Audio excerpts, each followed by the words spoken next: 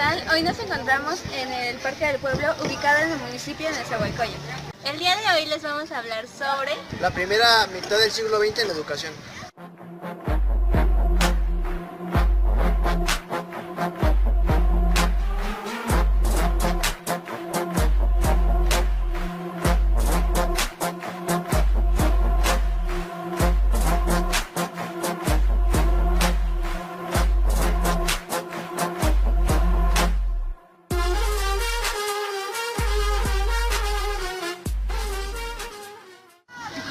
Bueno, lo que se hizo primeramente en la primera mitad del siglo XX fue la creación de la SEP en 1921. Se crea la SEP después del asesinato de Carranza y en el corto gobierno de Adolfo de la Huerta. En ese entonces, el director de la SEP es Vasconcelos. La SEP también se divide en 5 departamentos, el cual es la educación, cultura, bellas artes, integración indígena y bibliotecaria. Las casas del pueblo son lo que hoy conocemos como las escuelas rurales. Estas fueron llevadas a cabo por los jóvenes misioneros que eran los normalistas. Estas escuelas se esforzaban por modernizar las técnicas agrícolas y las industrias rurales.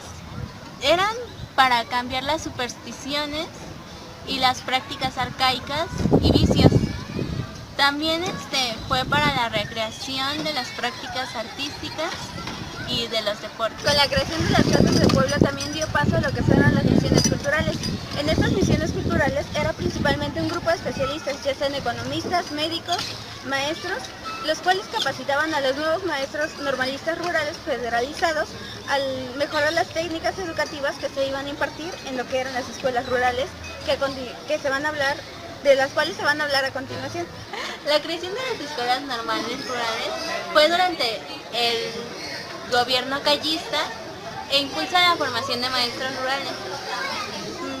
La creación de la normal es la de Tacámbaro, Michoacán, y el currículo inicial era de 2 años por licenciatura, dando así prioridad a la enseñanza de los trabajos agrícolas y oficios e industrias rurales.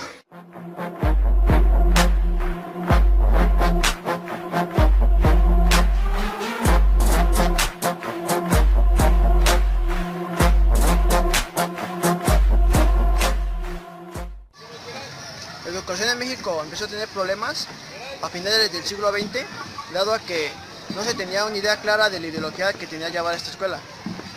Se tenía pensado tener un carácter socialista y a principios de los años 30, la educación en México comenzó a tener problemas derivados de la ideología que debería tener la misma, dado a que se tenía un pensamiento que si la escuela tenía que tener un pensamiento socialista, laico o conductista.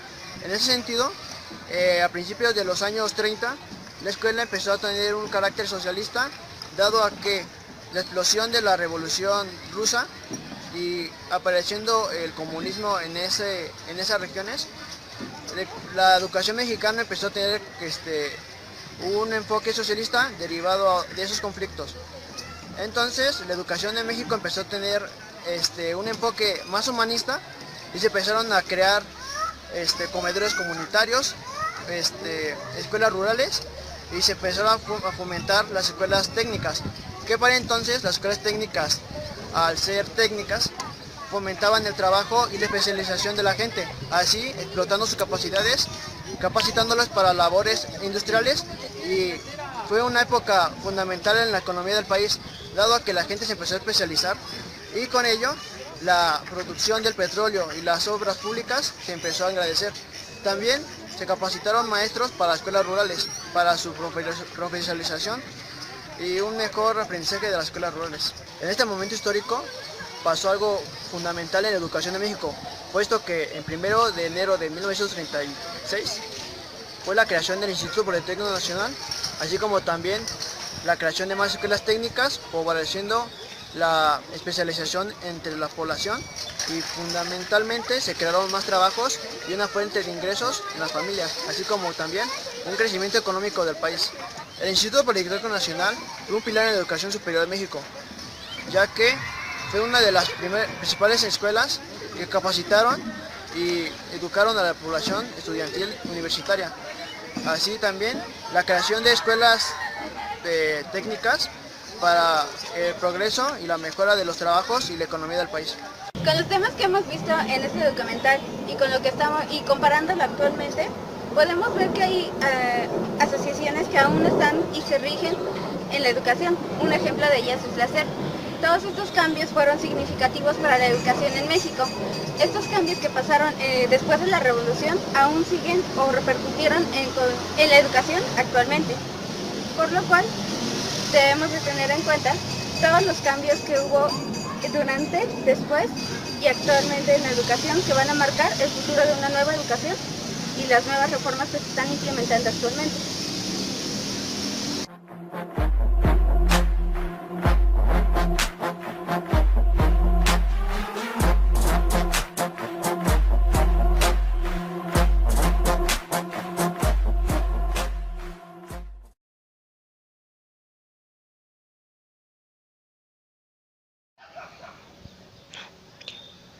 Uno de los datos adicionales que podemos encontrar a través de este documental es, primero que nada, que tengamos en cuenta que hay muchas cosas que se crearon durante el gobierno corto de Adolfo de la Huerta.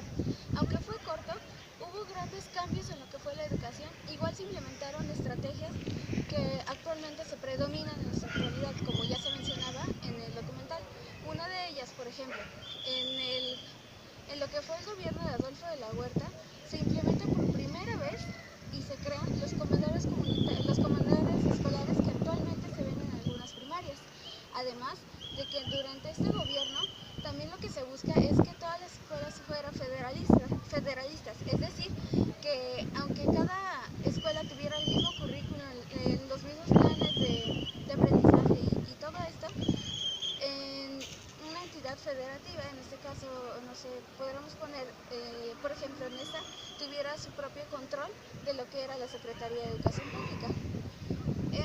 Cuando se crea todo esto, aún no se tiene tanto en mente crear una secretaría, esto va después, pero son acontecimientos que dieron paso a lo que fue la SEP. Otra de las cosas importantes que se hizo durante su gobierno, que influyeron mucho en lo que es la educación, fue de los pensamientos libres de fanatismos, es decir, que desde antes de que se promulgara el artículo 3, se buscaba que la Iglesia no tuviera absolutamente nada que ver con lo que eran las cuestiones educativas, por lo cual también se origina lo de los pensamientos modernos, donde decían que en cierto sentido rechazaban el positivismo para meter nuevas corrientes, pero que también los niños se sintieran con patria, lo que actualmente se sigue buscando, solamente que actualmente todavía se tiene lo de los pensamientos y corrientes positivistas. Además, otra de las cosas importantes que se debe de destacar es que a partir de todo esto se crea el artículo 3 en la nueva Constitución de 1917, en el cual se dice que la educación debe ser laica y gratuita. Además de que en el artículo 31 se dice que la educación debe de ser obligatoria. Desde entonces se sigue rigiendo la Constitución de 1917. Otro de los datos importantes que se puede rescatar de todo esto, la primera mitad del siglo XX es de Vasconcelos. Es decir, que Vasconcelos es como uno de los mayores héroes de lo que fue la educación, de lo que es la educación, ya que es el primero que va directamente desde donde tiene los libros de texto a dejarlos a zonas urbanas y rurales, principalmente las rurales, porque recordemos que lo que quería México para este entonces era hacer que todos los mexicanos fueran alfabetizados, es decir, eliminar el alfabeticismo. Por eso es que Vasconcelos da estos 5 departamentos que se mencionaron en el video, en el documental. Lo que es la educación, escolaridad, se hizo más auge en lo que fue las escuelas urbanas,